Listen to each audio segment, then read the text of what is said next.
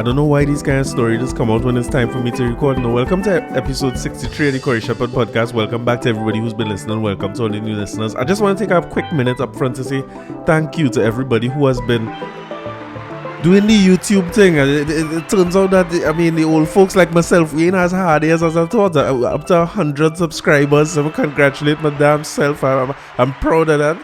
I remember when I had 1 subscriber and 2 sassy, but look at more people I know how it's so hard to get subscribers on YouTube and thing. I don't know. This is harder than I thought.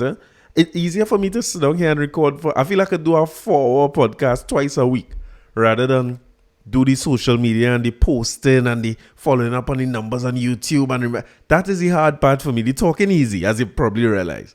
But thanks for everybody who's been tuning in. And again, thank you for pressing that thumbs up, which is the like button for old folks again. The subscribe, I'm seeing, the subscribers going up, there's a good sign. The notification is the next one, the little bell. If you press that, you'll be able, and I'm saying press, right? Just like you folks. If you click that, you'll be notified when a new video come out, so you don't have to wait for me to send out nothing and them kind of thing. You'll see it come up in your YouTube feed. And then, more importantly, they have a little arrow that you could click to share. That way you could share it on Facebook and your social media. You know what I mean? If you only help me with the social media part, I ain't good at it.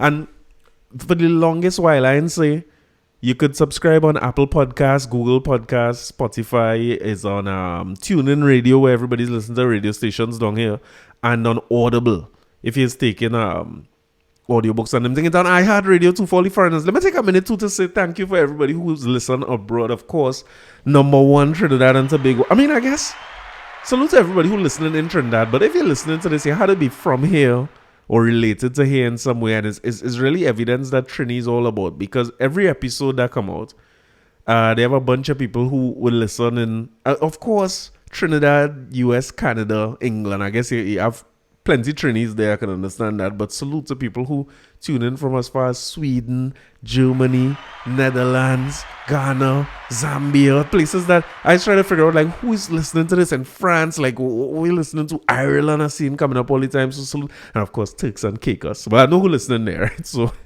that's good. But anyway, let me jump into the issues this week now. And let me tell you what we're not going to do this week, right? Because I don't want no problem. I just don't frighten when it's time to talk about lawyer and to talk about police. Now it's lawyer and police in one person. I don't want to talk about. So I'm going to talk about this in the beginning of the episode and move on. I don't want no problem. And full disclosure, I'm seeing people in the front page of the papers, people who I know and who is like friends of the family. So I want to be very careful about what I say, because I don't want no problems. I don't want nobody watching me side-eye when they see me the next time. And again, I'm done afraid lawyer and police already. And I want to say as well, as we're talking full disclosure, in all my life, right, growing up as an adult, as a old man, what do you call this, middle, at one time I stopped calling old age on myself, right? So as a mature guy, I never know all my life anybody who in the front page and who in the news and all this kind of thing. I don't know anybody. I couldn't tell you a single person. But since I met one Stacy Villarreal, now Shepherd Bab, it's all kind of thing again. High society lie. I don't know what it says. You know what I mean? So I want to make sure that I don't spoil any good name. I don't put myself in no problems. I don't want no letter from nobody. So my disclaimer up front is I don't know nothing. I don't know nothing. As we done in law enforcement already, we're talking police and legal people and Coast Guard and them kind of thing. I want to say again, more prayers, right? There's a whole prayers episode, prayers for the commissioner of prisons is a laughing matter, right? Let me get serious for a second here. Police investigating this. So Dennis Pulchan apparently inflicted a wound on his own leg with his own firearm, unfortunately. They say he tried to holster his gun when he fall down. And I don't know how the gun thing is work. Because a man tell me a time, a fellow who know about guns, right? He tell me that anytime you see stories, well, you know, every now and again you see a story saying a man was cleaning his firearm and somebody get shoot and get killed and say, a man tell me, don't ever believe none of them story. All them story is lie. He say when you're cleaning a firearm, you can't shoot nobody. You can't drop no gun and nobody get shoot and them kind of thing. But this is exactly what they say. The most prominent story I remember, somebody shooting himself, is an NFL player by the name of Plaxico Boris shooting himself, and he was in a nightclub, a New York nightclub where you're not supposed to have guns. He was a Giants player and he shoots himself in the leg. But people say Gun though had them kind of accident where you make a mistake and shoot yourself, but Dennis Pulchan clearly had a mistake. But apparently, so I reading from the Newsday here, this is from Yvonne Webb. Try this reading thing again. Police are investigating how Commissioner of Prison Dennis Pulchan inflicted a wound on his leg. Reports indicate that Pulchan accidentally shot himself on Saturday at the Commissioner's quarters at Golden Grove. The wound is not life-threatening and Pulchan is being monitored by health professionals, so which means he'll be okay. Thank God for that. A police report said that around 8:30 p.m. on August 14, Pulchan was at his quarters at Golden Grove Road, Aruka. The report said he was trying to holster his gun when he slipped and fell. Alright, he was trying to holster his gun when he slipped and fell. He reported that he heard a loud bang that felt a burning sensation in his right leg. He was taken to a Rima Health facility and later transferred to the Medical Associates for further treatment. Police processed the scene and found one spent 9mm shell casing, a real gun episode, but 9mm shell casing, and one projectile. In an unrelated incident last week, police shot and killed Anthony St. Louis and Natalie Alexander while... Hold on. Now I'm confused. I was just coming to say prayers for the man for shooting himself in the leg, But the end of this article, I'm confused now. It says, in an unrelated incident last week, police shot and killed Anthony St. Louis and Natalie Alexander while investigating a plot to murder Pulchan and his family. At that time, he told media that there would always be threats and he was prepared to do his job to the best of his ability to serve the people of Trinidad and Tobago. There was also a disturbance at the maximum security prison in July in which mattresses were set alight by inmates objecting to being moved into a new building. Investigations are continuing into all incidents. Okay. I don't know what this is neither. This is the next one I'll come back to next week, because this is fucking strange. I thought it was just a story, honestly, where he make a mistake and he fall and shoot himself. Like, why Yvonne Webb put in the end of this article that they was investigating some people who trying to kill him and somebody get killed who was trying to kill him?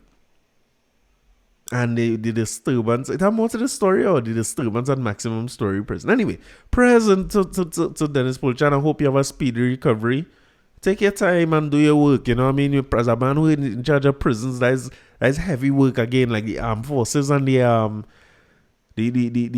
defense force people not having such a good week. What's going on? You holster your thing, but you slip and fall and shoot yourself. It's like, I know. But again, somebody tell me a time. I'm just repeating this for just so I remember that anytime you hear a story where man accidental discharge and thing, people say watch it sideways. So let me continue to watch that story now and see what it is. But the good part of it is that he gets shot, but he alive and well. It seems to be not life-threatening is what they say. And he good. So if more come out of it, we'll watch that. But I'm glad to hear he good. And I mean, so as we on shots, let me talk about more shots getting dispatched this week where Kamala Prasad-Bisseso went and collect her AstraZeneca this week. It's if it's shots, you know what I mean? And she went and get her shot publicly and in the papers and came out openly and tell people, encourage them to take the vaccine, which, I mean, I had to say, if we're being honest, right, that the opposition to me has always tried to encourage people to take the vaccine, right? In their own way. Because if I remember right, Rudal Munilal went early. He was one of the first people in the opposition side I see lined up to take his vaccine. And he said when he went to take it that people should take the vaccine, that is our way out of COVID and all that. He said all the normal rhetoric about why people should take vaccines and all that. And he's a man going on a fitness drive. Like I tell people, I used to see him in the gym. You remember one time when Munilal was a big guy, he was kind of fat, you know what I mean? But I remember, I don't think that much people used to train. I don't know if people started to say the man takes surgery and like, I don't know what he take and what he didn't take, right? But what I can tell you is nobody used to train harder than Dr. Rudal Munilal in that gym. He's doctor? Yeah, Rudal Munilal. In that gym in C3 on a morning, every single morning early. Nobody was out training him. The man used to be there he had an instructor. And he wasn't one of them fellas who come in and buff up chest and just do leg machine right through and bench press and thing. The man doing like burpees and medicine ball slam, the full work. So I glad for him and salute to him for leading a healthy lifestyle and taking the vaccine real early. But I had to say that It's an encouraging sign to see her get vaccinated and make the call to more people to get vaccinated. If that is our way out of this, it's good to see the leaders taking that step. I really find that a little strange that the day Pfizer land, all of a sudden she getting vaccinated and making me feel like she don't really work out something, and they say, oh, come and get Pfizer now, get Pfizer, okay, one of the Pfizer, and then if you keep quiet. But it's good to see, and the comments on it, as usual, kind of strange. Like, it's so polarizing. Like, okay, people who like the idea of being vaccinated and want everybody to be vaccinated and think that if other people get vaccinated, they have a better chance, right? Why are you so again? So she went and get the vaccine. I would think that that's a great thing, right? For you, if you feel like vaccination is the way out. Why we had to go and make us other comments like, well, I guess sunlight though. Why are we like this as a people? Why we can't just celebrate the fact that she went and take the vaccine? If you pro-vaccine, why would it matter to you if the person go and get vaccinated? They should probably celebrate that, And other comments came on it like, that is great leadership. And I'm thinking, but why is great leadership if you for vaccines? Why wouldn't she have gotten it since in the first time AstraZeneca was available since back then? So, I mean, the comments is something else. I had to do myself a favor and stay away from the social media comments and all that. And because it is be baffling to me how people is just waffle around these kind of things so easily.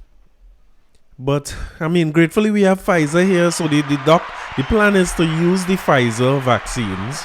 For anybody who listened from abroad and don't know what's going on, we only had AstraZeneca and Sinopharm vaccines here. They had a batch of AstraZeneca. That was the first set of vaccines that land here. And then when that was used out for the most part, we had Sinopharm coming in after that in large numbers. An order of Johnson & Johnson, which supposed to be a number like 800,000, supposed to be on the way soon. But because of the gift from the states and stuff, we end up with a bunch of Pfizer. So the powers that be have decided that the what do you call it? The children, or I don't know, I don't know if it's children or teenagers, school children, right? That's what they're saying, are the ones to get Pfizer, because Pfizer is the one that is approved for school age children. So we're going ahead with that. So I'm grateful that we have it here and it's in stock, and people could get their children vaccinated if they choose so to do. I suppose with your children is even more of you have a little more choice now, right? For the people who are anti-vaccine or don't believe in the vaccine or don't think that they need it. And young people might well fall into that group because they have, I know some youths who had it, like teenagers and young adults something, and they shake off that virus. They're not like me with comorbidities. I have a belly, my belly is a whole comorbidity on its own. So younger children, I don't know how parents feeling about getting vaccinated. We already talk about people having to be vaccinated due to where they work. And but I guess with children, what will they do? Will they come to the point where they say September school reopening, and if you don't get a vaccine, you can't come out to school? If that is the case, me ain't exactly no vaccine. I don't. My stance is clear. I'm not carrying my son back to school. I'm not doing it. Maybe January. Or I don't know why your mother feel it. The mother will carry him down the road or something. But I'm not driving down the road every day. But is that one of the things that come in? Is it that we're going to say that if children not vaccinated, you can't come out? And just another one of them ways that people going to get, the people who are vaccination. One of the things I think that we taken for granted is that the more you try to force people to do something, is the more they dig their heels down. And I see a funny thing happen on the radio this morning. I was listening to Blaze and Miles this morning, right? And I have a caller called Maracas who is called all the time. And a bunch of their callers don't like the idea of the vaccine, right? Let me put it like that. they anti-vaccine, and the hashtag going around social media, if you see this, vaccine nothing. You just look for vaccine nothing on social media and you'll see the anti-vaccine sentiments, right? And this Maracas is one of the ones who always call in and saying more and more about why people shouldn't take the vaccine. And I don't know why people who anti-vaccine don't just leave other people to take it. I don't know why both sides don't just leave one another alone, to be honest with you, because the anti-vaccine people they always had to tell you about this and that and sheep and microchip, and it's like I'm vaccine wary at this point. And he is one who always calls and talk about that. He not this and he that and the vaccine and people strip it and when they start to find out side effects. So out of the blue this morning, I hear Blaze and Blaze in particular asking him, Maracas, are you vaccinated? Like asking him over and over, are you vaccinated? It turns out that this man take the vaccine. It kind of shows you how the stupidity of some of the arguments we having. You take the vaccine for whatever reasons, because he said that he had COVID and had it real bad.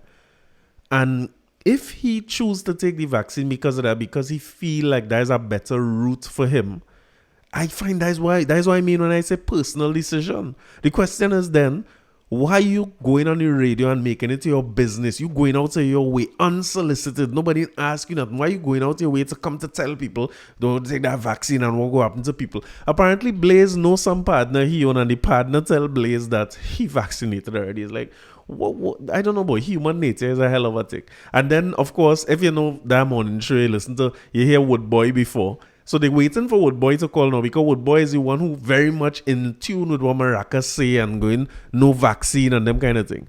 And Woodboy himself this morning had a kind of backtrack. I mean, he's still not taking the vaccine, he say. But it's like you're following a guy and you're lining up with a guy who encouraging other people not to take it, but you take it yourself. It's like, dude, what's going on? I don't know. I don't know how this became such a... I thought COVID itself was real polarizing, to be honest, in terms of lockdown and response and thing and washing hand and who wants to wear a mask and who... That was... like I remember early in the days of COVID, I used to use a bandana, right? That's when... You remember when we couldn't get masks? In Trinidad here, it was hard to get a mask. All the PPE stuff was sell out and wasn't available and thing. At that point, you couldn't get hand sanitizer in the whole country. You couldn't get vitamin D tablets or zinc. All them things had sell out when we had the first lockdown March last year. So I used to use a bandana and tie up the bandana on my face, like okay, correct, like in the Western days, right? And to be honest with you, when I tied up, I don't know if I used to tie it too tight or what is happening, right? I used to feel like I can't breathe, like I getting lightheaded in the grocery. I remember having to snatch off that thing one time in the grocery. And the last time I do an MRI, I realized I might be a little bit claustrophobic, right? And just like I would on any other occasion I put on Facebook, I just saw an article saying like lack of oxygen, what it could do to you. They were talking in reference to the mask, right? So I repost the article. And I said, this is exactly how I feel. I try my best to do that. I try my best to do that on this podcast, in talking to people or on social media or whatever. I always talking about my experience. I don't like telling other people what to do. I don't like people telling me what to do neither. So I always talk about my own experience. And if there's something else, I would ask questions more often than not. So I said, this is how I feel every time I put on the mask. I didn't say I'm not going to wear no mask or I find nobody shouldn't wear a mask or mask is again. I didn't say none of that. But boy, listen, people started comment. I was surprised when I picked back up my phone with people like fake news and why you posting this thing and report. I was like, dude, listen, it's not that serious. I didn't mean to make anybody feel like they shouldn't do this or shouldn't do that. And I thought them days was polarizing enough. But boy, the vaccine had to be the most polarizing thing, boy.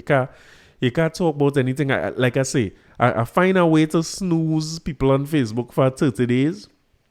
I'm so glad I find that button because I'm snoozing people 30 days. I can't take it. So anybody who posting about too much of vaccine, I don't care whether you're for the vaccine or not. I don't take the vaccine already. So if I get blood clots and dead, I'm dead. I don't want nobody coming to tell me, let me enjoy my last days if there's a case. Don't come to tell me every minute, but what is this cause and what are this cause? If people choose not to take, I don't want to hear about that neither. I just had enough of that conversation.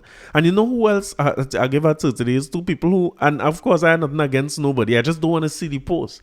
But the other people who I gave her 30 days to is the people who every day they say 120 something people and 8 deaths.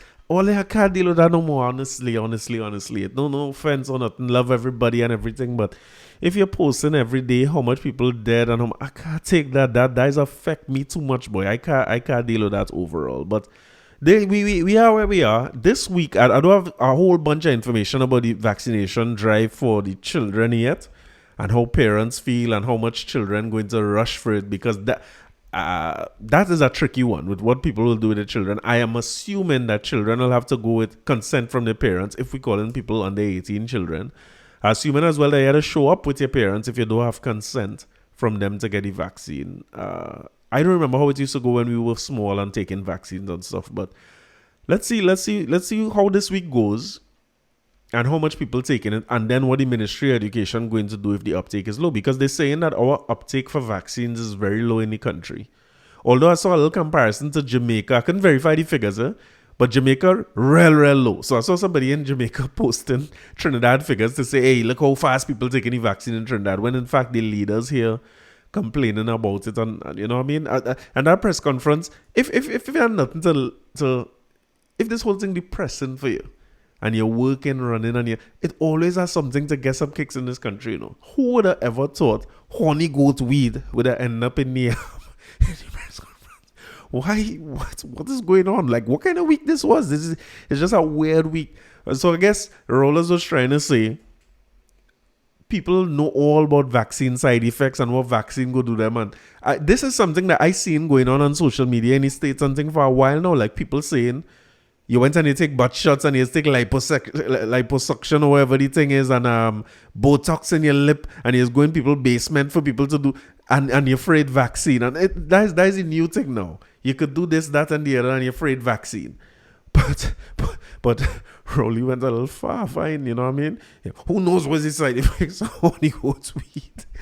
I could tell you that I would want to find out if this is honey goat weed is any kind of help. I never take that, and I hear about that, I see that all about. But I don't find I should take nothing named honey goat weed. Unless I have a pleasure craft, of course. If I have a pleasure craft, the amount of honey goat weed, anyhow, at 27, I got to take the whole goat feel. I got to take 27, me enable that again. My time for that pass, 27 year old. But yeah, the fact that could come up in a press conference, I mean, I understand his point. I feel the same way. When I had to reason with myself about taking the vaccines, one thing I was telling myself is, listen, the way I just eat, the lack of exercise, my poor diet and lack of exercise. Plus, I take all, I think I talked about this on this podcast. I mean, he talked more honey goat weed, but I remember buying, like, going in the pharmacy and buying, I think, a little piece of ginseng used to soak in a bottle for $15. They had a piece of, to tell you the truth, me even know if it's real ginseng root. I used to buy that by the pharmacy in St. James.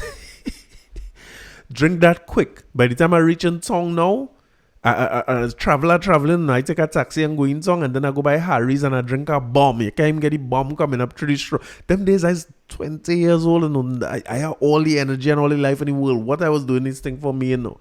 And then I take a maxi and go down the bus route to head in the east by people daughter. You know. I don't know what.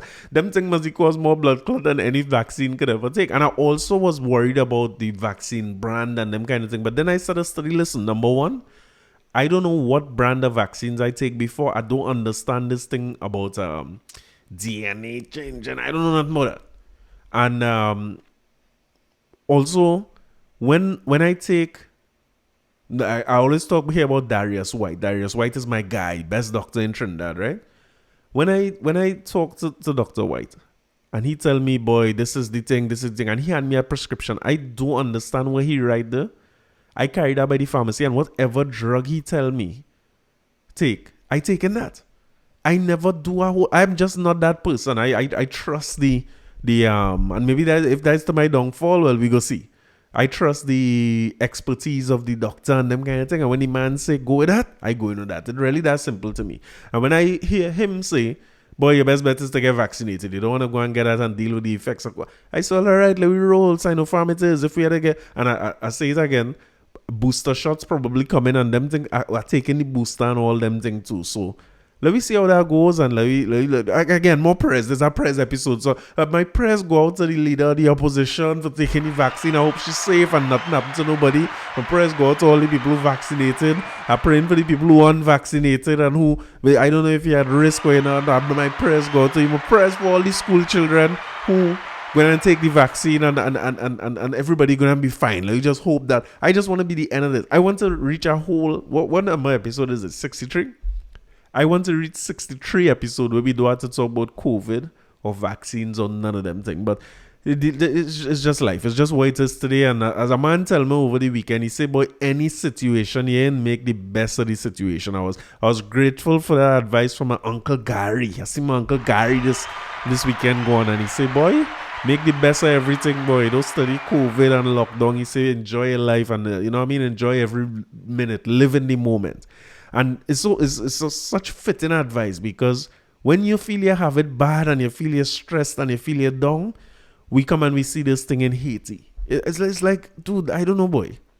Haiti just don't get a break. Just the other day, they had this earthquake and we were talking about the Yale Foundation and all those things that form. And now it's more foundations and more funds being raised. So as we say in prayers, our prayers to go out to the people in Haiti, that was a scary sight. As if we have not seen enough.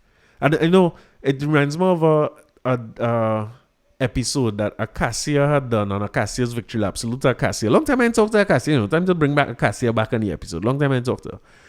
But she was talking about this thing about trauma porn, where we just see scary things and we share it, and we get so accustomed to seeing it that we're not moved in the same way. You know what I mean? You get numb to some of the things. And boy, Haiti is one of them situations where you see so much about Haiti alone. And I think we ourselves have dealt with so much over the last year.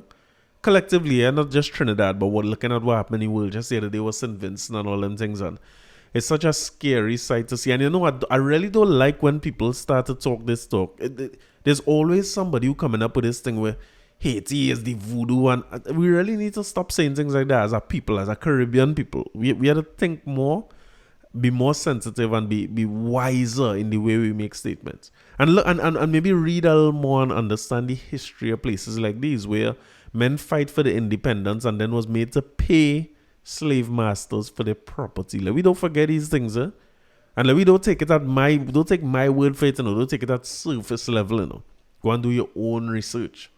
Where the French, of course, were the people who were controlling the island. Revolt was to get the French out, and they were found guilty. They were found to be wrong, and they were found to have stolen their freedom from the French. And then they were made to pay billions of dollars. I would love to see what the money that was paid or owed from Haiti to France is worth in today's dollars. So when we talk about reparations, right? Remember we were talking about that the other day, and the States and England and everybody starting to at least whisper about paying reparations to people who were descendants of slaves and were disenfranchised through slavery. I wonder what they're going to start to do with Haiti.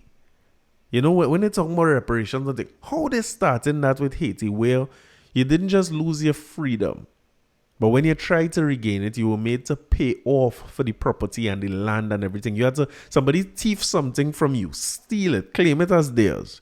You went and you take it back and you get charged for larceny. With the short pants song about the lawyers I asked, boy. And this is the same country years down the road who, due to this level of debt and everything that they carried and their inability to develop their country, have serious infrastructural issues where when they have an earthquake, 7 point something, no joke earthquake neither, but we've seen smaller earthquakes and lead to a lot of damage there. It's because of the infrastructural issues they have. And then is mainline rupture causing flooding in the streets. But it was a scary one to see. So our prayers go to those for Haiti. It was really just before I started to record, I saw some things about trying to get some relief efforts to Haiti.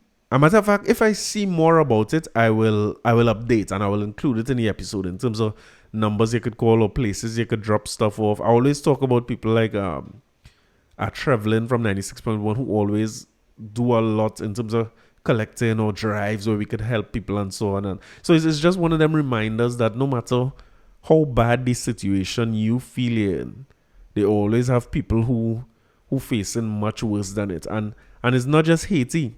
I see a story. I started to follow this story over the weekend. And the story for me started with how many people are trying to flee Afghanistan because there's rumors that the Taliban was going to take over and of course by Monday morning we see the Taliban taking control. And Afghanistan is one of them places, to be fair, uh, I don't know the history of it in the same way that I know the history in Haiti, but it seems to be one of those countries that people turn their back on. So if you look at the average thing you sign up for online, Afghanistan is not an option. Or if you put Afghanistan, you can't do business with them if you're from Afghanistan. Most of these things online, and that was some stuff to see, boy. We see people trying to get out now. Biden taking relics for this because America have this thing with American lives. I don't. Is it really annoying me when they talk about it? But you can't get them wrong because they take care of their people wherever they are. So their first thing is to take care of American lives. So people been saying Biden dragging his foot on trying to get people out of Afghanistan because of what's coming, and now they're trying to get people out. And the people in Afghanistan who unrelated to the states, they've been trying to get out too, like open up flights, try to anyway out. And boy, I see something there today where the Air Force sending a big jet, a huge jet, and man tried to hold on to that to get out. And I never really see that, boy. People was trying to hold on. I when I saw the little clip first on Instagram and thing, I thought like a plane land with aid, and people were jumping on and holding on to the wings so that when they open the door, they could get whatever aid they bring first. Me realize as the plane looking to take off and people holding. I mean, somebody who know about pilot and them kind of thing had to help me too. I want that pilot see them people and still take off with them people holding on there, or is one of them things, or it's something where he can't see people who hold on to the wing, and or is that danger for him to stop? I don't know.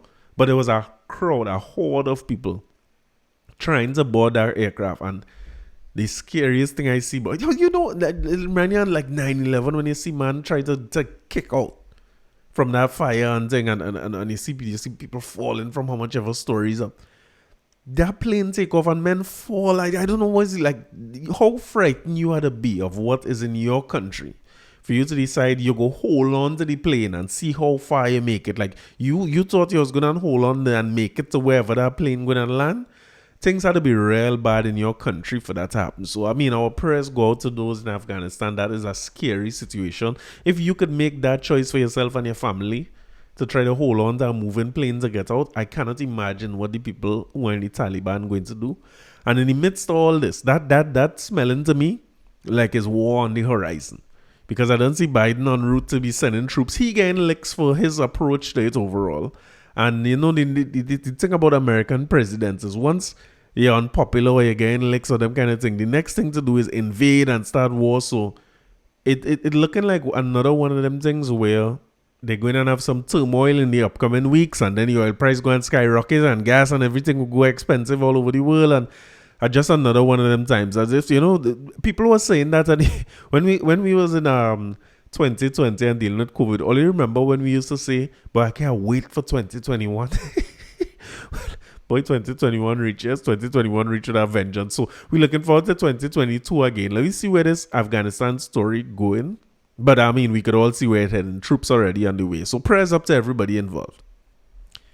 All right, now another interesting story I see in the papers this week, right? One of them, I guess it reminds me a lot of just my approach to this podcast and the way I feel about politicians in general, right? And you know, the nice thing about the political divide is both people finding the silver lining in this story, both parties and their supporters finding that this is a good story for them. So it says, while the PNM is regarded as unpopular by some voters, 1 year after it was re-elected to office on August 2010, it is preferred to UNC as the party which should be in government.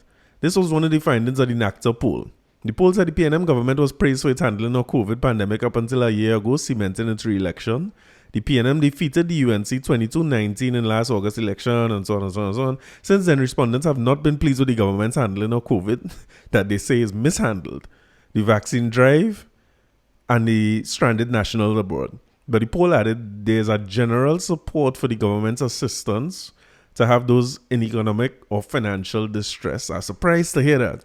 The poll said respondents have criticized the PNM on other critical issues affecting Trinidad and Tobago, such as rising prices, collapse in infrastructure, crime transparency, and accountability in government expenditures, wastage of scarce resources, and what they describe as a deteriorating quality of life that has been compounded by the pandemic. The poll said the UNC has been unable to capitalize on any of the missteps made by the, by the PNM. Voters do not consider the UNC an alternative to government. The PNM. One respondent said, UNC ain't ready as the shadow government. So let's become like a moment for zero that say they're ungovernable, but both sides of the party, I guess as a politician, you had to find a way to spin things in your favor and make it sound good for you. Yes, so somehow or the other, the UNC using this to say that the PNM, people aren't happy with them. And the PNM supporters highlighting the part where people say the UNC unelectable. But again, it's just one of those areas of validation for me where I come here every week and say the same thing. You can't be happy with either side. Where they are support, I'm surprised that people are still loyal supporters to any one of the parties. But it's more evidence that the undecided or impartial voting class in this country is increasing every year. Every time you see one of these polls, you're seeing some of the same things. So despite what the social media comments might say, because it loud because it polarizing. So people is like anti-UNC or anti-PNM or pro either one of them. And you find like that clashing online happening all the time. Almost like sometimes you wonder if it's PNM make them vaccine. And it's so strange to see sometimes. But it shows you that old way of politicking and trying to get ahead of the other. So regardless of if the country in a good state or not, what matters most is if PNM doing a little better than UNC or UNC doing a little better than PNM. Those days are coming quickly to an end. So it's a salute to everybody in the population for heading down the road where we really showing people that we fed up on both sides. So don't get distracted by what the parties themselves trying to put out. Just hold on to the fact that nobody don't like neither of them two parties. And until we find a way to either get rid of the parties themselves or get rid of all these people who in it and find a fresh batch of youth who young and bright and have the well-being of the country at the heart of what we're doing, we're not going to progress in any kind of way. So I was glad to see a poll like this in the papers today. A couple of retirement announcements. The first retirement is by the, what is called them thing? Towers or poles, or I don't know exactly what it's called them, but the things by Power Gen coming down. They had a little light show. I mean, it's a nice thing to have a little send off, right? I don't know how come. I read somewhere that in getting a plant, like Power Gen was running the plant, you have to have a decommissioning plan in place for when you bring it down. And I suppose there's too much maintenance cost and all that to leave it up. And it might sound kind of funny, but it's such a landmark for the city. I was wondering how come you take down, they don't have something that's protect the landmarks and the visual things. I don't know what was the right way to put it. But things like landmarks and statues and buildings and so on that mark a city, you don't really pull them down like that. And I know that is not, I mean, when you think of it as an industrial plant, who knows why it was there in the first place. But as we develop, that is not the best place for no industrial plant, right? In a residential / commercial area right there in town. But I was wondering if beyond just a light show to say goodbye, wasn't there a way that we could just keep that wrong and make it a part of the scenery and them kind of thing? But I guess it will be an eyesore and probably too difficult to maintain. So that out, and a salute and farewell to the towers, you know what I mean? It's one of them things, we always look at that when we coming into the city. It will be strange driving into Port of Spain and not seeing them towers anymore, but fare thee well. And the more important and sadder retirement that we're seeing is the man himself.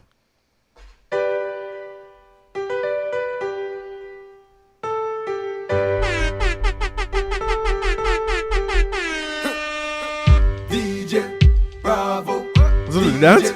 Bravo, DJ, bravo, DJ, bravo, champion, champion, champion, champion, champion. Everybody knows say bravo a champion. Listen, when my guy Jelani Beckles write it well in the Newsday, you know, I like this little Newsday article celebrating the great one boy Bravo. They say a slower ball that could deceive the best international batsmen in the world, jaw-dropping catches and run-outs in the field and dancing after grabbing a wicket. That will leave everyone with a smile on their face. These are the moments you think about when you hear the name Dwayne Bravo. Illustrious career began in 2004, joining the West Indies team, which would have included Brian Lara. At 37, he was a consistent member of both the Test and the One-Day team. They say he first played in April 2004 in an ODI contest against England and Guyana before making his Test debut at the home of cricket 3 months later against England at Lord's Cricket Ground. And I mean, Bravo is a celebrity all over the world, loved and revered in India in a way that I thought Lara would have been the only person in this region who could have achieved that. But clearly, Bravo have that love. And we seen him bowing out of the game. He will play in the ICC World Cup whenever that come up. And I mean, he in CPL, assuming that he's going to continue on his club cricket career, like franchise cricket, I should say. But it looked like that is it for the guy in international cricket. And salute to him and a great career. Just I give up on cricket a long time ago. And Bravo is one of the men who slowly get me back into the game. And it's really because of the passion that he shows. Where every time he go onto the field, you feel something could happen. When Bravo bowling, you feel something going to change. And to be honest, I haven't felt that way about West Indies cricket since childhood days of watching Vivian Richards and Richie Richardson and Haynes and Greenwich Open and Jeffrey Dujon as the wicketkeeper. Like, it's been a long time since I feel that way about cricket. And I given Bravo credit as one of them people. Now, Bravo and Tranquil with me, I just want to put that as a shameless plug out there. You know what I mean? He's a Tranquil guy, you know what I mean? Outside of Fatima, you know, we had the Tranquil years. So Tranquil, of course, producing all that greatness as always. But we seen him heading out of the game, and I just want to confirm for everybody too that when I say old man podcast and his old people, no, sorry, I mean mature people listening and them kind of thing. Keep in mind that we know Bravo when he was just a little fella joining the team. No, Bravo is the senior man and he retiring. This is what the rest of our lives gonna look like, you know, because I see a big fuss being made about Messi moving to PSG and Messi really going there to retire. Sad to say, but the Messi who we saw all over the years, that's not who you're going to see at PSG. And just now you'll see Messi playing for LA Galaxy. Just like everybody else, like Zlatan and all them went. So the people who we see as young people coming up into the game, these are the people who retire now. We reach where we going. And I just want to say salute to a great career that Bravo had as we see him heading out to the game and playing his final games in the region outside of the ICC World Cup.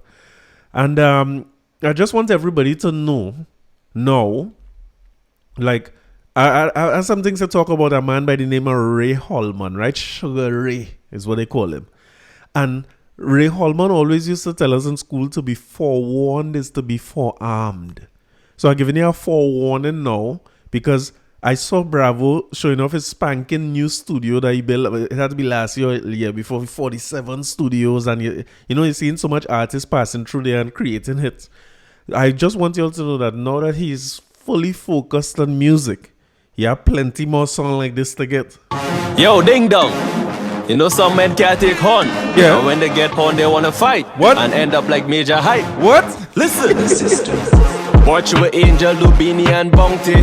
Beyonce get horn from Jay-Z. What? Ding dong, it's not about money. Again. Like to lie. Can't watch them girl in the eye. Say you working late is a lie. Why you think eating tauty right? Why? Don't hide. From a young boy, my grandmother say the truth will set you free. Again. So I sit girl down and let them know how it's going to be. What's it gonna be? If I day with Lisa, Stacy, call Larry, group it up in three. Why Stacy? Because I love you, you love me. I love everybody. This 4 girl I have and I want it to be the 5th. What? This 5 girl I have and I want it to be the 6th. Wait.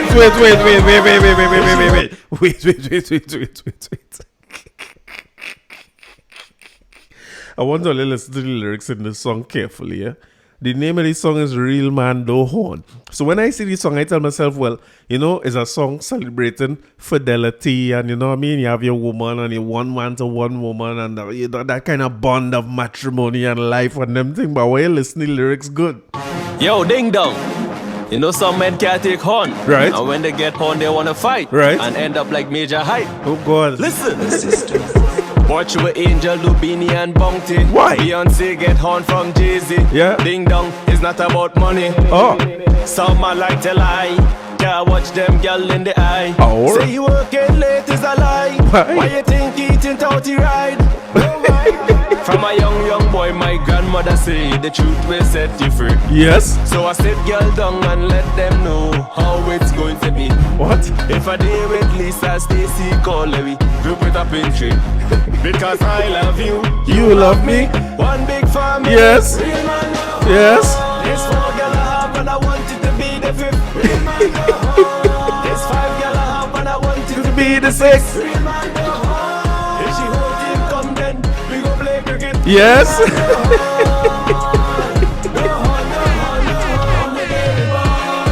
We treat girl good. Yes. We don't know about horn from the day we born. Every girl is a queen, but this king have the crown from the day we born. My grandfather say, woman is never wrong. You Yeah. never want for long. The old people say, what goes up must come down. Don't lie, don't lie. If a girl want you, trust me, you will get the blind. Yes. Don't lie, don't lie. Yo, King Solomon had more than 100 wives. Yes. Don't lie. Let the wifey know, just now she go her stepchild. Don't lie, don't lie. It's love in the house, take a picture, Larry smile. And I want it to be the 5th. It's 5 gal I have and I want it to be the 6th. If she hold you, come then. We will play cricket. Hey, that's honorary man. Say everybody love everybody is one of them things. So just let me known to be forewarned. It's to be forearmed. You have plenty more song like that to get right. Now let me get into Sugar Ray now. Gratefully, man like Joel Julian on Facebook come through with the information in the clutch at news time about Sugar Ray. I see he was saying that from an article, CMO to get honorary doctorate. Chief Medical Officer Dr. Roshan Parashuram will receive an honorary doctorate from the University of the West Indies for his outstanding contribution to regional and international development. Press release from UE. So, every year they decide on who they're going to give the doctorate. Sometime around now, and September, October is when they usually confer or give them the doctorate. And in the mix there, as Joel pointed out, is Dr. Ray Holman. I could call him doctor one time. I'm excited. Sugar Ray, boy. And I have some stories to tell about Sugar Ray. We will give somebody history of him, and so people who don't know, but he was a Spanish teacher in Fatima, right? And I would say that Holman was one of the more feared teachers we had in school. I never hear him raise his voice. He used to talk very soft. He used to move slow, but he was just a dread kind of guy. He was a mysterious kind of guy. And Holman used to, like, one of the things I remember about him is, for somebody of his stature in music, he was teaching Spanish and not music. That was always a strange thing to me. So it's the same thing I do all the time when we talk about the history and our legends and leaders and so on in the culture, where we went to Fatima. I'm sure a lot of people who went Fatima listen to this. I didn't know who Holman was when we were in Fatima. He was just a teacher to me. It's while you're in Fatima, you started to hear little stories about him in Pan and that kind of thing. And I must tell my father or my mother, Holman, teaching me Spanish, and they say, well, he's a big Pan man, and you really didn't know. And he might have been around the Pan side and doing arrangements and that kind of thing for school's panorama for Fatima, maybe. But I don't think he was the teacher. He's definitely not a music teacher. I don't think he was teaching Pan either. And I don't know if he was on the next level or, I guess now that you're grown up, if the man hire you to do Spanish, it's not like you're just going to do a next job because it's work for him. He was arranging for some of the biggest Pan sides in the country.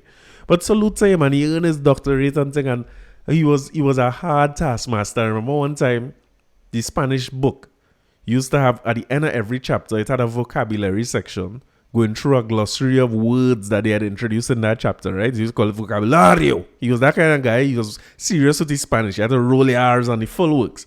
So this man come with vocabulario. And none of we ain't no damn vocabulario. So Holman punishment to we was to write out the vocabulario 25 times. I'll never forget this.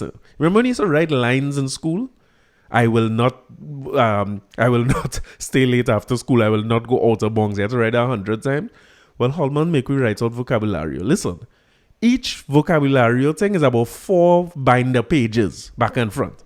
And we had to write out that whole thing, boy. But first, afraid Holman, I stay up all night and I write out this vocabulario.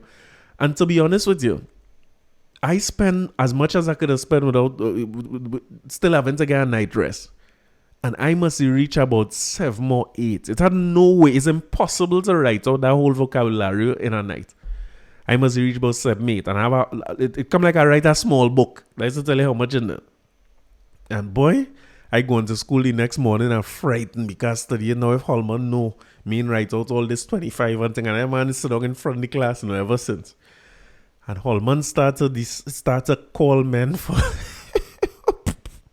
who write out vocabulary. I remember call a man Damien Pant. Holman come with a whip. We live in the dark ages when we went to school now. If you see the size of whip Holman have. And Holman come down with all the... I don't know if Damien didn't write none at all or if he didn't... I don't know what went on. But wherever it was, he didn't have it. And that man come down with the force of Thanos. If I... You know what I mean? That whip went all the way up in the end. The man come down. When I see Damien sitting down next to me. When Damien come back by me, he must get about 3 strokes or 4 strokes or whatever. All the way up to the inside of Damien elbow, bruised with a lash from that whipping. Holman hit the man. You know, you put your hand for legs. Holman hit the man all the way up. Well, boy, I wanted dead now because I sure I had licks to get. I sure I dead. Holman thing he asked when he reached me and I show him. I ain't write a whole 25, but my stack it thick. I know it thicker than Damien on. When I show the man, all my hand was shaking. And he knows, and he used to talk soft. He said, okay, you made an attempt. And that man went past me and went to the next man. But I'll never forget, the next man was a man named Nicholas Reese. Salute. Reese is a teacher in Fatima now. Anybody who walk around Fatima and think, please let Reese hear this one. Reese is a teacher in Fatima now. And Reese, when he reached Reese, that man said, Nicholas Reese, put out your hands, boy. Reese didn't write a word in the vocabulary, you know. Reese say, sir, I not taking no lecture. I will never, that was legendary moments to me, you know. When you're young, you watch them teachers and them like little demigods. Yes? So when you say, the man say, I not taking no licks. Reese end up being stopping the whole class from getting lecture. I think Holman went to call the principal and there being a whole scene. And when they see Damien hand, they must call off the thing. So the thing is, Damien end up being one of the only men who end up getting licks because he just put his hand and he listen. But he get licks for the whole class. So Holman was just that kind of guy. I remember he really used to call me monkey too. This was before racist time, a monkey. And a man tell me at time, he say, go outside the class, boy. You want to be a monkey? Go and stand up by that tree. Go and be a monkey. Swing on the tree, monkey. He was just one of them. Holman was a dread guy. But cool as ever. And, you know, funny enough, when you leave school, sometimes for a little while, you still have the same impression of your teachers that they dread and they this and they that. Holman is one of the most cool men to talk to and thing outside of school. And you meet him, he can't remember nobody's name. From the time you see him, he say, come, tell me your name again, boy. What's your name? Shepherd Barber, right? I remember that name. I remember Shepherd. He lie like hell. He didn't remember nothing. But it's just sad that he could have been in school and not... I don't know if it was just me, but it wasn't known that he was as great a pan arranger as he was. So when you look back at his history in pan, Starlift, I think, was where he won his first panorama in 69. I want to say The Bull was his song from Kitchener. I never could find the song The Bull, boy. You think it's wrong? I'll play a few of them. I have a whole episode planned about pan. As a matter of fact, maybe now is a good time to get into it. This is International Pan Month. The 11th of this month, 11th of August, should be International Steel Band Day, and we're celebrating pan for the whole month. So let me get into it now. Let me hear The Bull by 1969. This is where Ray Holman won his first panorama. Let me hear it. I never hear it myself.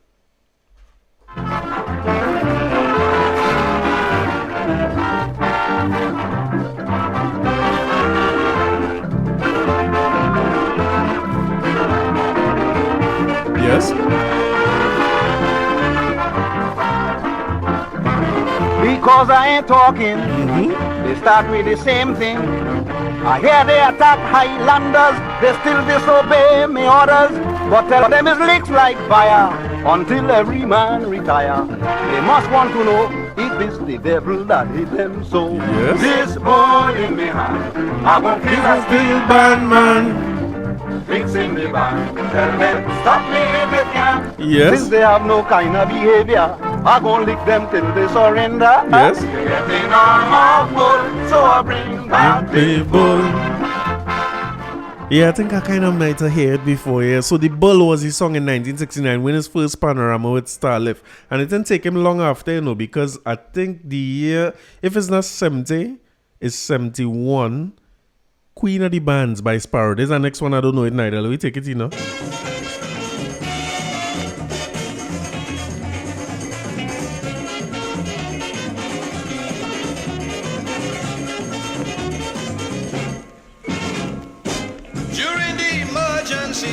Mass player Rosemary was in a real tight spot, she didn't know what was what.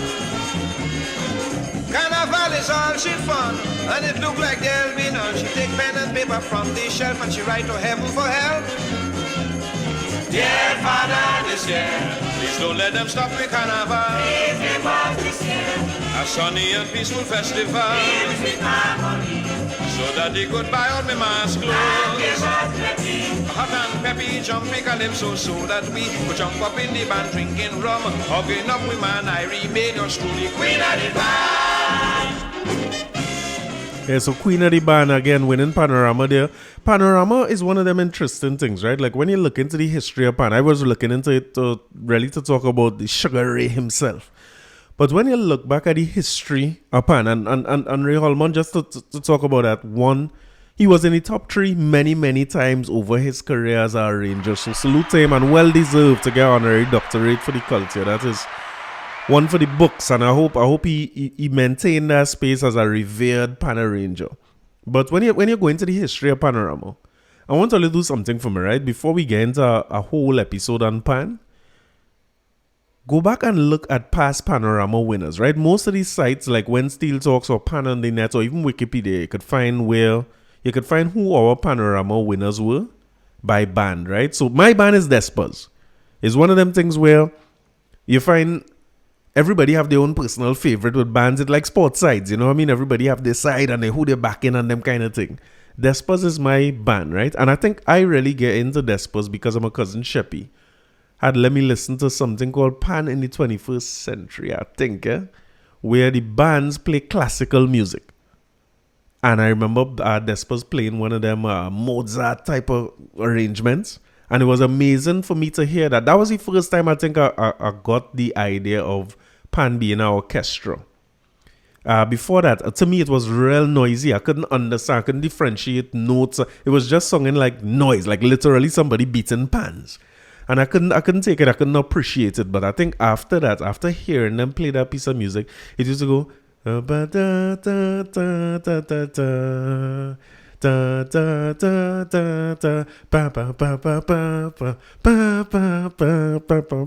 I don't remember I hope that makes sense to somebody, but that was Desper's play, and they had played it. I think it was Gene Pair Complex, and Sheppy used to listen to that over and over, and that made me start to like Desper's. So I don't know who's all your favorite pan side, but when you look back at how many times people like Jit Samaru, Bobby Muhammad, Clive Bradley, Pelham Goddard, it has some people who just stand out as arrangers in Pan. Of course, Ray was up there, especially in the 60s. He was up in the top 3 all the time. But you have some fellas who for decades dominate Panorama as arrangers. And I'm not sure how much of them would have gotten doctorates or statues or streets named after them over time. But to be arranging music for what is essentially an orchestra for so long, competing with the best of them, and winning so often is surreal. It's an amazing thing for me to see. And in doing the research, I was looking at an interview with Pelham Goddard and Clive Bradley When Steel Talks. When Steel Talks, if you like history and you like culture and you want to do like get more info about what we're talking about here, go and look at When Steel Talks. Because when you see Clive Bradley and Pelham Goddard sit down and talk about arranging pan music, it is amazing to me. Because Clive Bradley was talking about going into a pan yard, and he said Pelham, me doing what you doing, and he said I can't play pan. That stand out to me so much. He was so confident in that interview to basically say I can't play pan. Like Ray Holman was a pan player. As far as I'm concerned, he could read music, he could play pan, and them guys see him play and thing already. I think he won a ping pong competition when he first started playing pan, and he would arrange for Phase 2, for Exodus, all the bands, Invaders, Starlift, of course. But when Clive Bradley telling you as a arranger, you call me in your pan yard, I can't do, he was saying, I can't do what you and Pat Bishop is doing. He said, me come in the thing behind man and this and that and write no set of notes, and I go in by guitar pan and show man what to do and then show the bass man. Because a lot of pan yards you go in, men can't read music. It's not like you're going out to hand out sheet music there. Some of the greatest musicians you ever meet is pan men. But they ain't reading no music. They could memorize whole scores, which is real difficult to do. But Clive Bradley was saying that when I come and I hear the melody in my head and I sing it out and men play it who find it and they think. He say when I done do that and we arrange that, he say I done he say when we start to drink and we smoke now tomorrow, I don't forget why it is I get all you to do this. So if all you don't drill it, and that's what they say Pat Bishop was known for, when these great arrangers would put their music together. Oh God, we forget Bugsy. When they put the music together, Pat Bishop was the one coming in and drill the pants. And that is an amazing thing, that we take for granted, and the amount of work that goes into pan, not just for Panorama, but to pull the orchestra together in what is a short space of time for them to learn that kind of music for the Panorama judging in the yard and then in the big yard when they go for competition. And then to be able to play it years after, like, you have to wonder, when you hear iconic things like, somehow All Stars end up with some of the biggest iconic ones, because when you think of Woman on the Bass, you have to wonder if you're walking an All Stars pan yard now, if they could just play Woman on the Bass like that arrangement again. I hope so. Or Curry Tabanka, which to me is one of the biggest ones. Curry Tabanka had to be the biggest one. Woman on the Bass was big. But I find Woman on the Bass was, when you listen to the original Panorama recording, versus when they slow it down and they play it nice, the End Party and thing. The End Party one might be the biggest pan song we have. But when you listen to the original Panorama recording, nothing to beat Curry Tabanka for me. Mighty Trini, right? That was All Stars. And when you look at the amount of work that goes into the arrangement of pan and stuff, and the scant courtesy that we pay to it and the little bit of respect that we have for it. I keep saying that I had to get an episode where I dive into pan. The thing about pan is that, unlike doing research or looking into Calypso history, pan has a lot of history out there. Like, there's a lot that you could find in terms of articles, the past winners. Pan on the net will give you first, second, and third place. Who's the arranger? Who's the man who sing the song? Who's the composer? A lot of information is out there about pan, and you find like it's like discussing football. It's one of them things where people are real passionate about it. So that's why I'm taking my time with it, because I don't want to come and get no wrong information like I accustomed doing for no pan people to be coming behind me. But I just wanted to take this opportunity to salute the great Ray Holman and what he was able to do. And maybe tell one or two stories about pan. Let me make it one or two. I will wrap up this episode by talking about some history of pan that I found out about that I'm not sure how much people know. And that is about a side from St. James, of course. the greatest of great things is always happening in St. James. So when people looking at pan and what we have and might be taking it for granted a little bit, I want to talk about a fellow by the name of Hugh Board. I wonder if people know the name Hugh Board and what he accomplished. Hugh Board was the leader of a steel band called Tripoli. Now, I find out this from my mother and them. I growing up, I never noticed this, but apparently Tripoli Steel Band was in a place where my babysitter, I can't even call her babysitter, it's like family, Mommy Janet. I used to go there all the time, and my mother working and stuff. Mommy Janet used to see about children in St. James. Everybody who was in St. James would be by Mommy Janet at some point in time, right? And Mommy Janet used to keep us together, carry to fly kite, play football in the savannah. She was just that kind of woman in the community. And it's only as a grown man, must be last year or year before, I find out that yard that I used to go in and play in, plenty of my little years when I was Zachary and thing age, was in that yard. And that yard was where Tripoli Steel Band used to be. So it shows you, I come out how I come out. Me, I just come out just so, born on a carnival Sunday morning. I was babysat in the yard of the great Tripoli Steel Band. But I was looking at a story, and the leader of the band was Hugh Board. And a lot of people have a lot of respect for musicians and not much respect for pan men, right? So there are a few songs I will end this episode with that talks about that respect for pan men. But I want to talk about Hugh Board and Tripoli Steel Band. and a musician that a lot of people have a lot of respect for, because anywhere in the world you go and you say Liberace, you're going to hear only glowing things about him and how great a musician he is and historical, and you know what I mean? And in looking into some of this, I find some clips from Liberace finding out about Triple E Steel Band, or finding out about Steel Pan on a whole in a music festival in Montreal, and then carrying Triple E Steel Band on tour with them. And listen, for the people on YouTube, I'm sorry one time because I've taken this off a clip from YouTube, and usually when you take these clips from American TV, your whole episode is get pulled down. So if all you start listening to this and then this part go there, that's sorry, go and tune in on one of the podcast apps and you will hear everything. But I want to play a little part of this interview or appearance from Hugh Board and Liberace on the Ed Sullivan Show. This is the story of the beginning of Pan and the little-known tale of Liberace and the Trinidad Tripoli Steel Band. Steel Pan, born in Trinidad in the late 1930s, an outlaw instrument hammered from milk tins, biscuit boxes, brake drums, and the oil barrels scattered across the oil-rich island after World War II. Thank you very much. Thank you very, very much. And now, ladies and gentlemen, I'm very anxious to have you meet a very exciting musical organization that I discovered at the Expo in Montreal, Canada. They're making their first national television appearance tonight on the Ed Sullivan program, and I'm very proud to have you meet now the exciting Trinidad Tripoli Steel Band.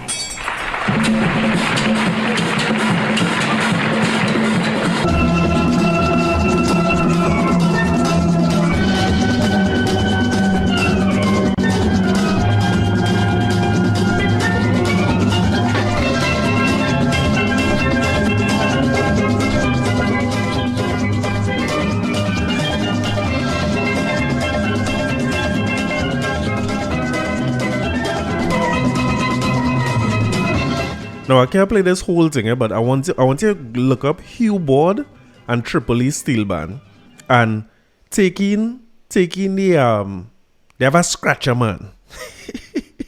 Right? Of course I can't go through the whole clip, but they have a scratcher man who's scratching. You have to watch this man vibes. Again, this Ed Sullivan show, this would be the equivalent of Johnny Carson or Stephen Colbert. That's a big show at that time, especially where now we have 100 different channels. Imagine them appearing on Ed Sullivan Show when that's the only big network TV show it have at night at that point in time. And now we're taking a little conversation on another show with him and David Frost. This is David Frost, Hugh Board, and Liberace talking. And this is why I have Panis down as some of the greatest musicians ever. Listen to this conversation they had after that performance. And one of the things that I think one ought to say again and again, because everybody who hears this feels this, they go round the back looking for organs or anything else, and all that noise comes out of all. They always think they have a hidden tape recorder or something, but it all comes out of these garbage cans. Man call you think garbage can.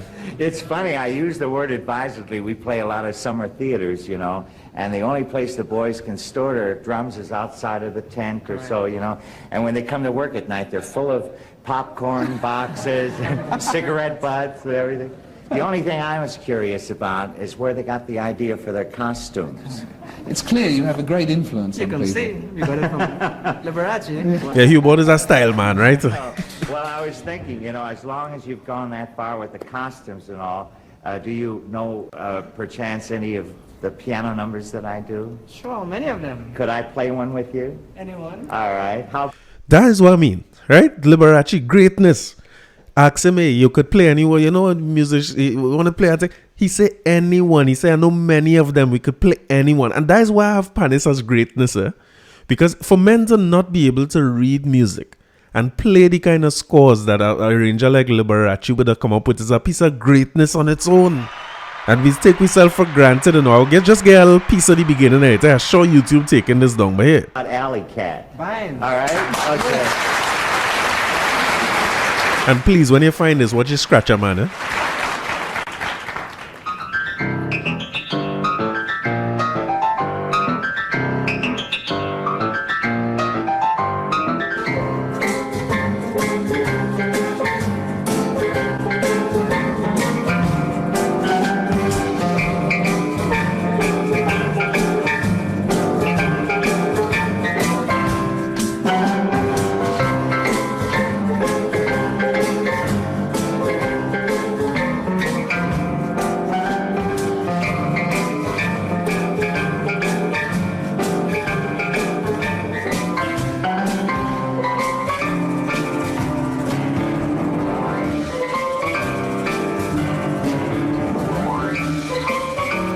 So listen, I hate to cut something like that short, but I frighten YouTube. YouTube going to take down the whole episode for this. But it's just to show you the kind of greatness that we accomplished and the kind of history that we have, that for some reason, the history is a mystery to us. Like how we could teach all these other people history are going back to Macbeth and Shakespeare and all them kind of things in literature, and sit down blowing recorder in school learning Mozart and thing, and why it is the greatest pieces of pan music that played not taught as something that we know, like how we could know, or even us on our casual time. Forget the system, right? Forget the government and the school system and thing. How men is be able to tell you who win La Liga for how much years and who win EPL for how much years, and then this one went and how much 100 million they play for Grealish, and all that is well and good, but it's sad that we don't have the same type of drive to find out about our own thing, even if, because nobody come in and present us nothing. Well, certainly not from no league or whatever they call it in France. We know nothing about that. We gonna know plenty about that over the next few years, right? Clearly, everybody gonna become experts in French football.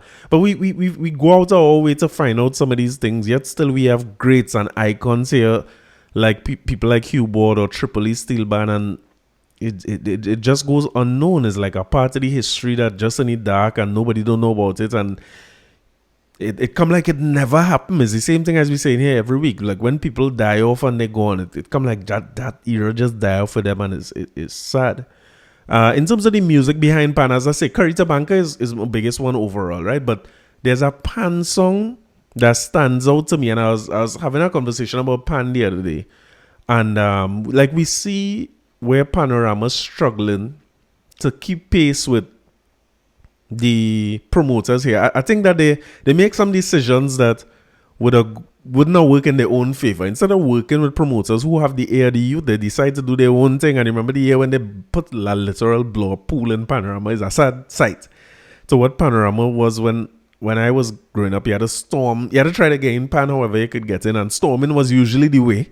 You find some kind of way, you slide a man at $10 somewhere and you find a way through the fence. A dog man used to get in or whatever it is.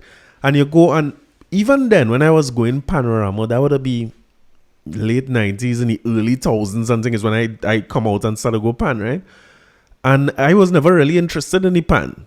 I used to go up in the North Stand, and the North Stand was kind of like a fete. I remember they always used to be telling people in the North Stand, keep the music down, because the judges had to hear the pan when the pan come on. So what they used to do in the North Stand, during the time when the band's on stage, they will not play any music in the North Stand. All the rhythm sections and everybody will stop. And they will, I guess people go try to take in the pan, but what they used to do is stop the house music. But and they beg in the rhythm section to stop, I should say. But plenty times the rhythm section playing over, like in time with the pan, then the rhythm section jamming while the pan jamming.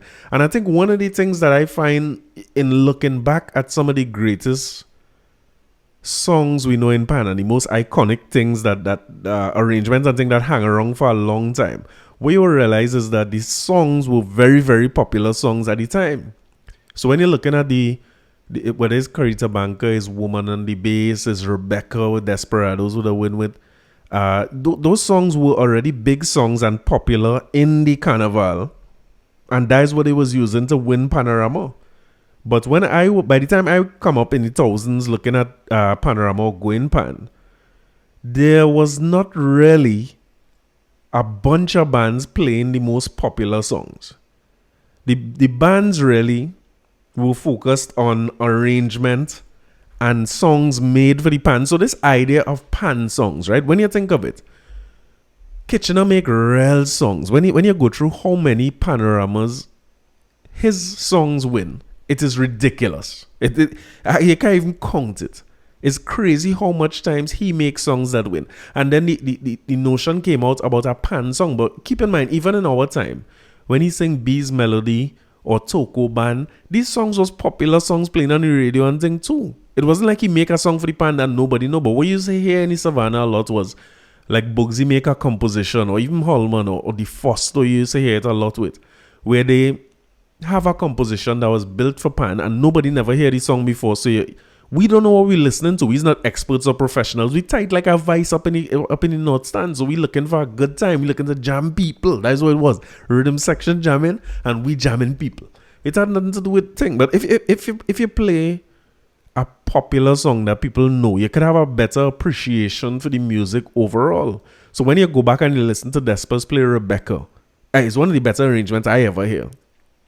But you could hear the elements of Rebecca in the song, and then when they stray from it and they make it different, and it have a whole vibe. So I don't know if that was a great, and you see it now with arrangers like Xander winning Panorama now back to back, and coming up the hill. They're playing very, very popular songs again. So when recently here, I think somebody went with Nile Blackman, Iron Man. I know Voice, I think Fire Go Bun them win a couple years ago. So the popular songs back in Panorama. So I'm hoping that by the time we have a Panorama again, I don't see any reason why we didn't have Panorama this year, even despite COVID. They could have do judging in the yard and things. But anyway, hopefully 2022 somebody do a Panorama. And with the popular music getting back into Pan arrangements, I see a kind of resurgence for Pan that the Bacchanal Road and them go to watch it, because Pan is a festival that I don't think could ever die down. One of the things that you would find with Pan as well is Pan, unlike several other types of events in Carnival, brings back its own crowd. So people who live in abroad and those types of things, who have appreciation for it, who come from that era, you find that when they come back, they make it their business to be in that savannah on Saturday nights when they have Panorama. But my experience with Pan, going back to my own experience and what I experienced in the North Stand, there's a particular song that stands out for me big time for a few reasons, right? One of the reasons is because when I was in Newtown Boys, right, we went to Silver Stars Panyard. Silver Stars Panyard was on Tragrit Road, and I remember them asking a question about the rhythm section in Pan and a song David Rudder sing, and I hear men answering the question about Bacchanal Woman and Calypso and all these types of things. And I'm thinking, what are these people talking about?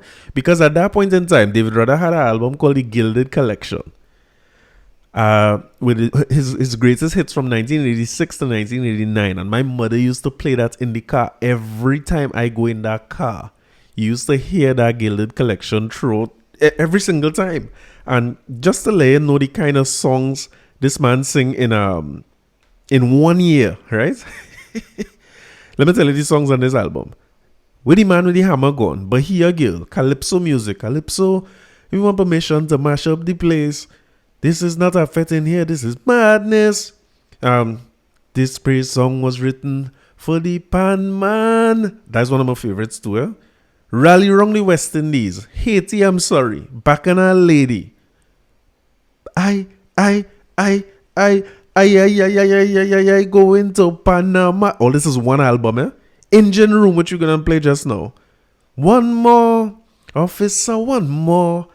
And a song for a lonely soul. Look, my pause reason talk about song for a lonely soul. First, that take me back right to my childhood. Going them days I ain't living in St. James, now I live in Eligo Avenue in Dego Martin. That whole next chapter. I remember making that drive from Newtown Boys to Dego Martin every single evening and hearing this album over and over. This, and in that same era was a fellow named Christopher Tambu Herbert. Remember that? We didn't road match back to back them times. But I want to talk about this Engine Room song. A long time we do a lyrics breakdown on this podcast, you know?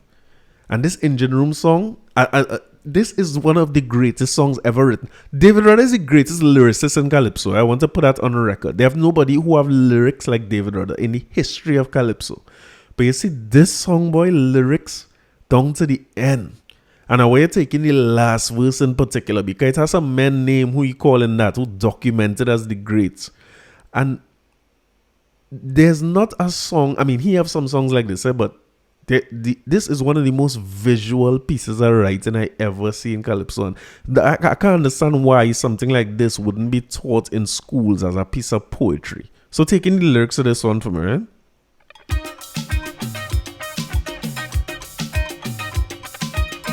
Hit the riff in the front now, boy.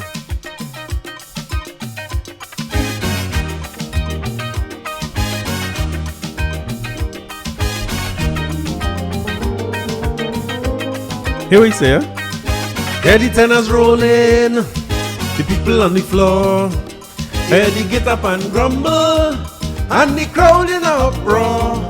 All of a sudden, everything just up and chill, the whole place gone to a standstill. The crowd start to Head up. We're wrong with it. Hear this line, huh?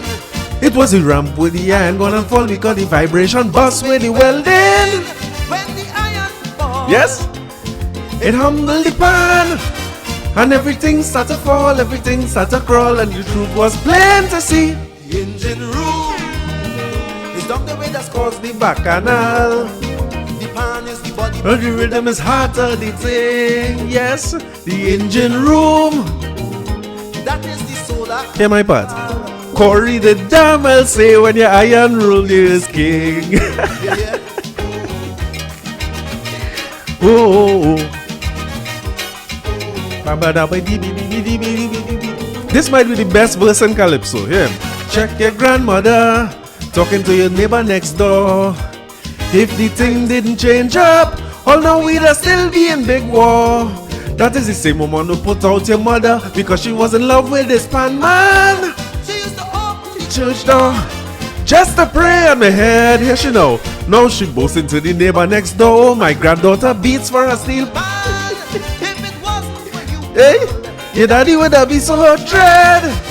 but when you see her in the pain, I just have to think again. And take it out on the steel, the engine room. It's down the way that ease me frustration.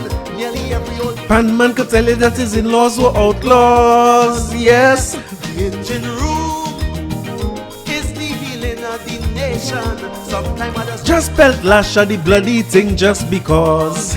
you know, Oh, oh.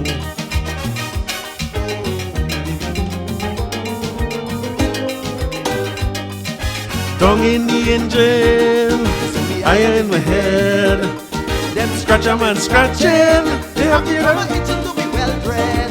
The cover man I close, the belt in the clothes. I sorry for the drum skin. Me and all is backward. The iron up by the ears. 2, 3 cowbell man, the bell in the hand and a tassa man pumping. Well you can't ask for more.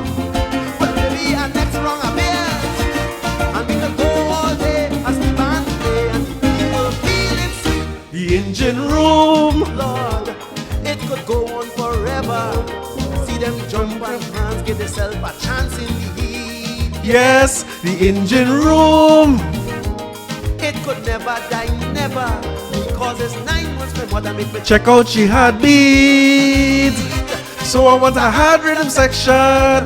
so I could Jam up the nation.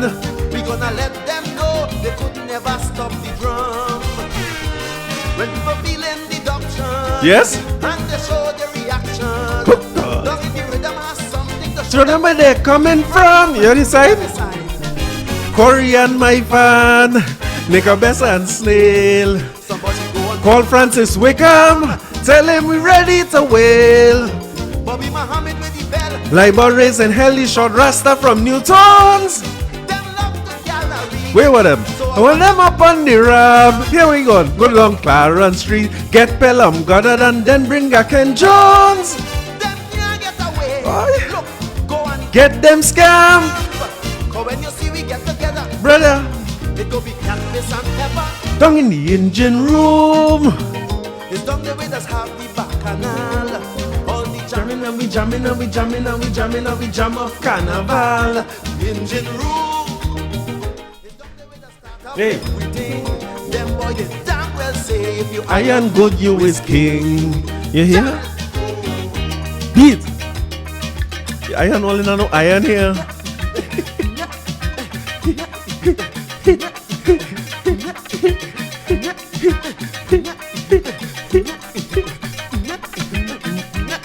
Yes?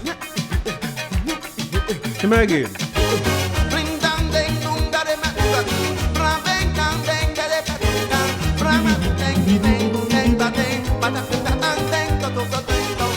Ring ding dang da ding da dang. Bra dang dang di dang di dang. Bra ding dang di do dang dong dang di ding dong. Listen, easily. I want to go as far as to say it's the best calypso ever written. You know? Written lyrics I'm talking about. You can talk about thing melody, all but you see lyrics. I know which one to tell you is the greatest verse. The part with the grandmother. I will leave that for last. But my verse really is where you say all the names down in the end. That third verse. where he say, down in the engine, there's only iron in my head. He hear the scratcher man scratching, a drummer with itching to be well bred. The Congo man eye closed, pelting blows. He's sorry for the drum skin, but me and all him backward, my iron up by my ears. 2-3 cowbell man, the bell in the hand and a tassa man pumping. One more you could want, but maybe a next rung of beers. Listen, I don't know how he put together lyrics like that. Or in the end, I think that is his last verse of the song, where he started to give credit to the people who was in it, in terms of Iron Man. The man said Corey and my fan, so it's Iron Man, Corey Fraser, and a fellow by the name of Carlton, my fan Drayton. The thing about Iron Man I realizing, right, is that it wasn't, and it's the same thing with the Rangers. You find that they move around to several bands, because I was trying to figure out, when you hear Corey Fraser, you hear Corey, Iron Man, Corey all the time, you try to figure out what band he was with, but it looked like it was several bands. The man was in demand, you know what I mean? Along with people like Ellie Manette, who was kind of attached to Invaders, and Neville Jules with All Stars, but he said Corey and my fan, Nicka Bess and Snail, 2 other big Iron Men was around the place. He said somebody called Francis Wickham, tell him we're ready to wail. Francis Peacock Wickham from Invaders. They say he was one of the greatest in the engine room too. He said Bobby Muhammad to the bell. Bobby Muhammad, when you look down the list of men who are responsible for Panorama, I think it's Cavaliers was the name of the side down in South. Bobby Muhammad was the first man to bring them out and win with them. And yeah, he said Bobby Muhammad to the bell. Libor Raising Hell, the short rasta from Newtones. They love the gallery. He would them up on the ramp. Go down Clarence Street, call Pelham Goddard. When you look at how much Panorama Pelham Goddard by himself responsible for as a arranger. He said, don't go and get them scamp. You know, that last verse just giving credit to so many great men in the art form and would have been with the engine room. But the real verse of the song that captured it all, in terms of the sentiment towards Pan Men, and you marvel at the way he put together the lyrics. Because I mean, leaving out the first verse where he say, is the ramp with the iron gone and fall because the vibration bust with the welding. How you fit in that in a song is amazing to me. But in the second verse, he say, check your grandmother. She talking to she neighbor next door.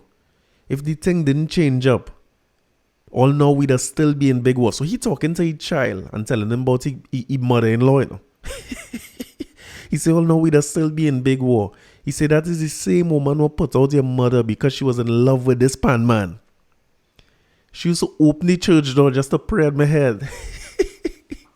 Now she boasts into the neighbor next door. My granddaughter beats for a steel pan. Is the little girl he talking about? You know, his same daughter. He say, imagine my mother-in-law boasting and telling people you beating for a steel pan. And she used to go and pray for me. You know? Boy, he say, if it wasn't for you, girl, your daddy would have been so dread. Meaning, you know what I mean? She come and change your life. And now you're watching the man as something. Before you're watching the man as nothing, as a pan man. He say so. And there's the line in his song, you know. He says so. When I in my pain, I just have to think again and take it out on the steel. How you put together that, I don't know. But there's a last song I want to play for you that is well, nothing does better to encapsulate the sentiment towards Pan Men in them time. Because we could deal with Pan Men, how they used to leave home with bottle and thing pile up on the pan and baseball bat and piece of iron and them kind of thing. And you know what I mean? Cutlass for when Pan come into fight. It was about steel band clash, wasn't always about music, right? We could deal with that. But there's a song by Sparrow by the name of Outcast where he talks about the way society view Pan Men. Listen to this.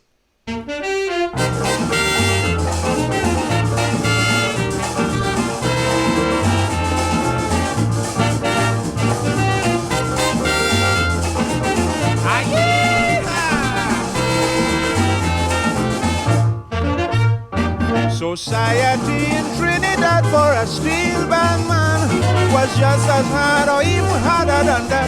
For any Calypsonian, don't care how you're talented, you must go outside. And no appreciation in society have too much false pride. Calypsonians really catch hell for a long time. To associate yourself with them was a big crime. If your sister talk to a steel band man, the family want to break she hand, pull she out, lick up every teeth in she mouth, class you out, yes.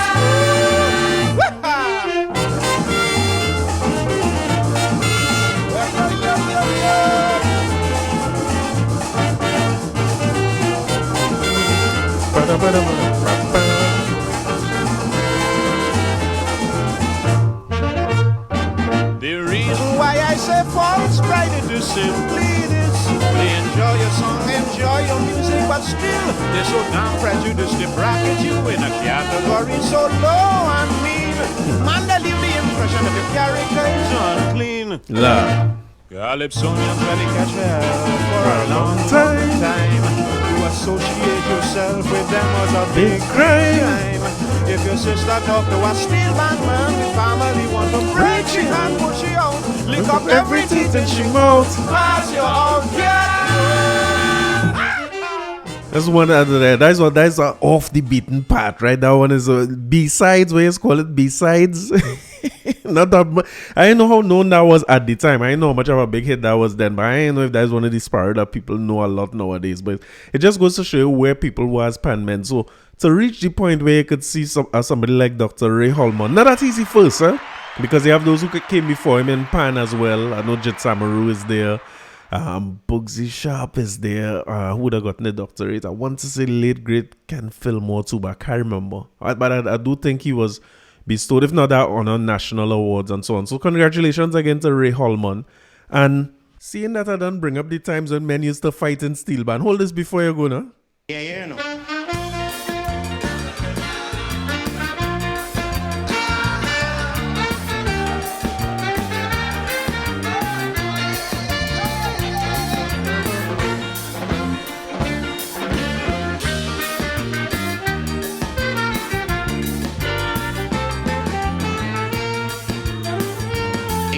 A bacchanal 1950 carnival, 5'2" with invaders and Tokyo.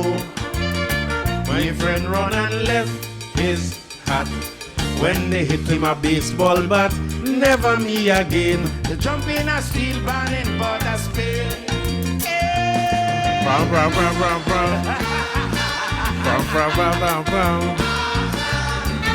They used to call him the badge on a calypso, you know. They say it's gangsters back in the day, you know.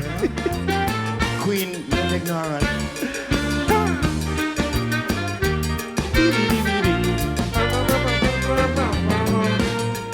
What you say? Invaders beating sweet, coming up Park Street. Tokyo, coming down beating very slow. And friends when the two band clash, mama yo, if you see cutlash, never me again. To jump in a steel band in Port of Spain.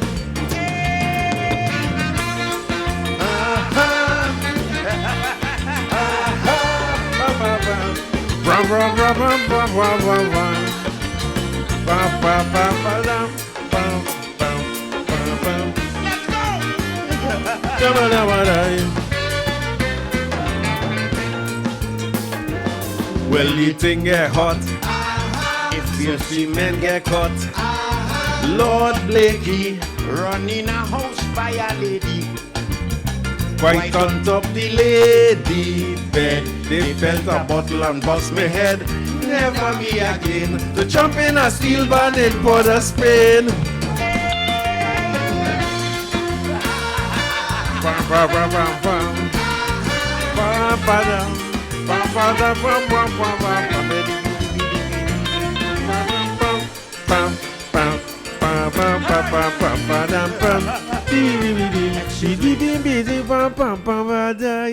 Just so you know, right, that version of the song in particular, of course, that is a live performance, right, from down in Mass Camp. The men who singing backup for him there, if I'm not mistaken, I think Mystic Prowler was in the mix there too. I hope I'm not wrong about that. But I'm sure that the King David Michael Rudder is in the background, singing background vocals for him here on that, along with the great Winston Gypsy Peters, just so you know.